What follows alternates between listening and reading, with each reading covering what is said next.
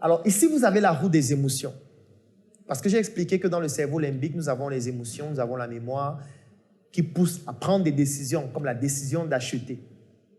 Et dans la roue des émotions, ici, vous avez les principales émotions que sont la peur, la joie, la honte, la colère, la tristesse et le dégoût. Ça, ce sont des émotions que vous pouvez utiliser pour stimuler facilement un prospect à comprendre qu'il a besoin de votre produit ou de votre service.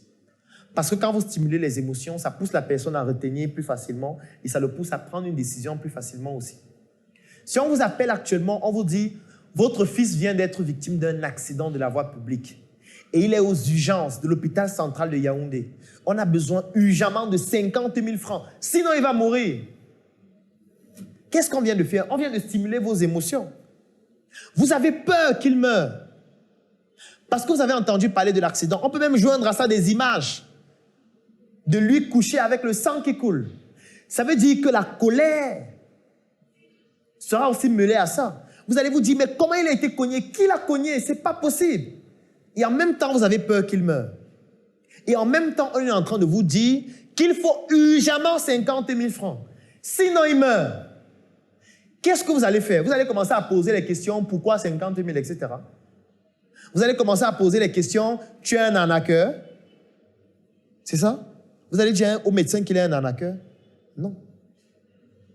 Vous allez dire, docteur, pardon, sauvez sa vie. Faites tout pour qu'il ne meure pas. Voilà 50 000. Vous allez même parfois dire, est-ce qu'il faut autre chose? Est-ce que 50 000, ça va vraiment suffire? Vous voulez quoi? On vient avec les draps? On vient avec un meilleur matelas? Qu'est-ce qu'on doit faire d'autre en plus des 50 000? Le médecin dit non, c'est juste 50 000. Vous voyez que dans ce cas de figure, on a poussé le client au travers des émotions à poser une action qui le pousse à dépenser. Vous pensez que là, il pense qu'il est en train de dépenser? Il est en train de sauver la vie de son enfant. Il ne dépense pas. Par contre, si vous venez le voir, vous lui dites, si votre enfant fait un accident aujourd'hui, est-ce que vous avez une assurance pour lui? Parce que la semaine dernière, il y a un enfant qui a été victime d'un accident, il est mort parce qu'il n'était pas assuré. Ses enfants, ses parents n'avaient pas de liquidité pour le soigner. Là encore, si vous êtes astucieux, vous pouvez créer une émotion chez lui, la peur. Il va se dire, effectivement, mon enfant, s'il a un problème aujourd'hui, je n'ai pas assez d'argent pour le prendre en charge. Et là, vous pouvez vendre un autre produit, l'assurance. Mais si vous venez juste dire, nous avons un hôpital, c'est le meilleur hôpital de Yaoundé. Nous prenons en charge tous les types de maladies. Et venez nous donner 50 000 le jour où quelqu'un sera malade dans votre famille, on va le soigner.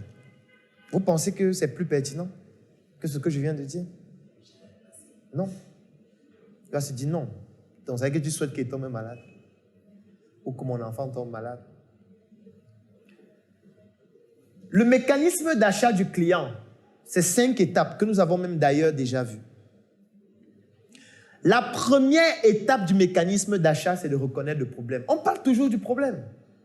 Vous ne pouvez pas vendre un produit ou un service à quelqu'un si vous ne connaissez pas le problème qu'il a. Arrêtez même de parler du produit tant que vous ne connaissez pas le problème. Il faut arrêter. Si vous ne connaissez pas le problème que rencontre le prospect avec qui vous êtes en train d'échanger, ne lui parlez pas d'un produit ni d'un service. Échangez avec lui et poussez-le, soit lui-même à dire le problème qu'il a, soit à travers les arguments que vous utilisez, poussez à ce qu'il se rende compte qu'il a un problème. Parce qu'on peut avoir un problème sans s'en rendre compte. Vous pouvez arriver dans un hôpital, le médecin vous consulte, vous êtes venu parce que vous avez les maux de tête, et le médecin vous dit, il faudrait qu'on réalise un examen. Cet examen s'appelle la numération formule sanguine. Vous payez pour qu'on réalise cet examen. Vous entrez au laboratoire, on réalise l'examen. Et quand le résultat sort, on vous fait comprendre que vous êtes anémié. Que vous avez une hémoglobine à 7 grammes. En fait, vous étiez venu avec les maux de tête, mais on vient de vous faire comprendre que vous avez un autre problème. Donc peut-être les maux de tête, c'est juste une conséquence.